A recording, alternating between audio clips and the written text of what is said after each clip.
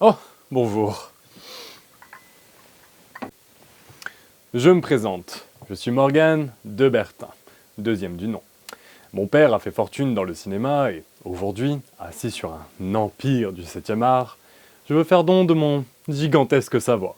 À vous, les jeunes, qui débutent et se pensent bon.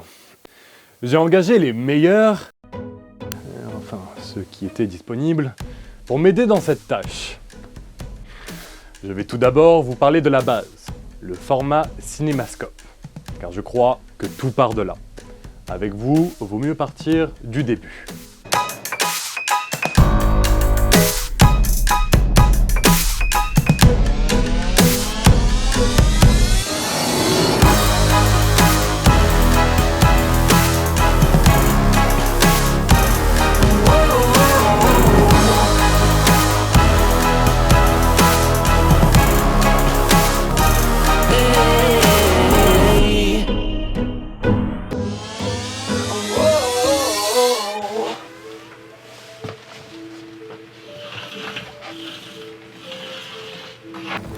Oui, mais là, c'est parce que je le fais vite.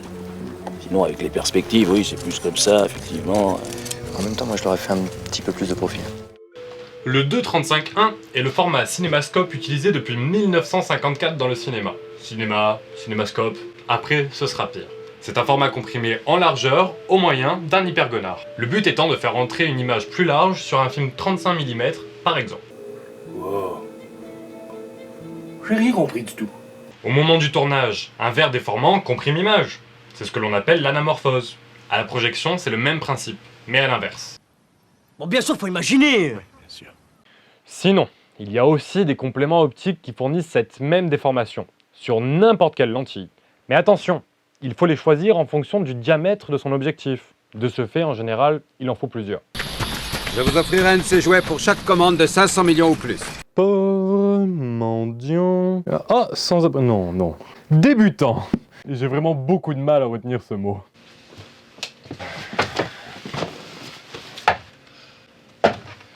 Évidemment, dans votre cas, il va falloir utiliser le système D. Un petit peu quand même. Et c'est valable sur le 1080p ou le 4K. Peu importe leur nom. Dans votre logiciel de montage, vous allez créer un projet et vous rendre dans les paramètres pour choisir de personnaliser les données de dimension.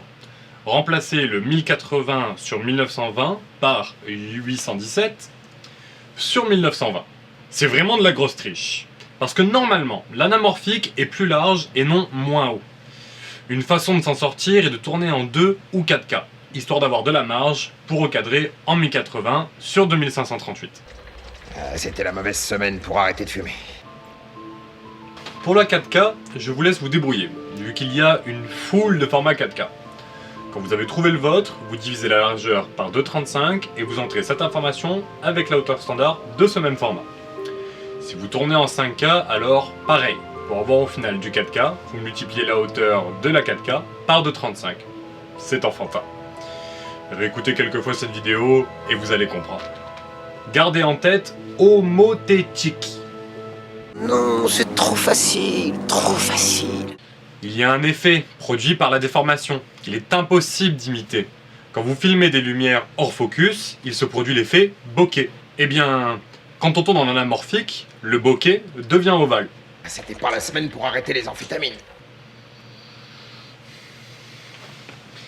Avouez-le qu'en tant que fan de Didier Abrams, l'élément qui vous a le plus attiré dans ce format, ce sont les lens flares.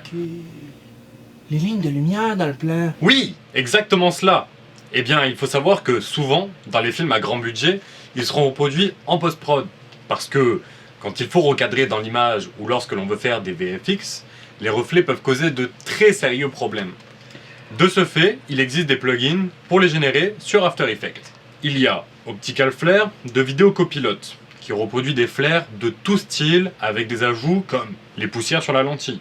Sinon, il y a aussi le système 3D.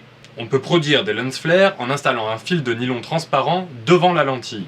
Plus il est d'équerre, et mieux c'est. C'est incroyable, monsieur Le Bertin. Je sais. Fin de journée, guys. On a tout. Parce que c'était vraiment keep it simple. T'as été très moyen aujourd'hui, mais pas moins bon que d'habitude. Bravo! Il y a un effet bokeh. C'est impossible d'imiter. Le bokeh devient ovale.